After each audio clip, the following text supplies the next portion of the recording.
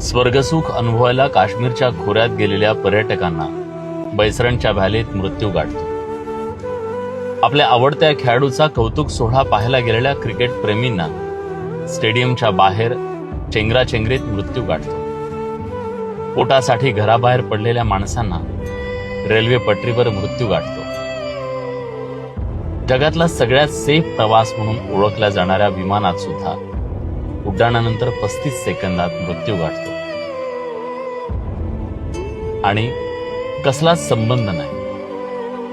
दुपारच्या वेळी जेवणाच्या ताटावर बसलेल्या त्या डॉक्टरांना सुद्धा भरल्या ताटावर मृत्यू गाठतो.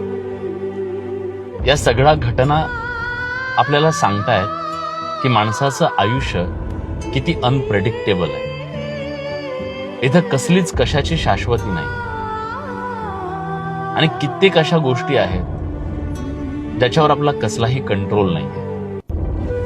कधी कुठल्या रूपात मृत्यू येईल हे सांगता येत नाही. पण एक गोष्ट आहे, मृत्यूच्या आधीचं आयुष्य आपण ते मनसोक्त जगावं मित्रांनो, कारण आयुष्य क्षणभंगूर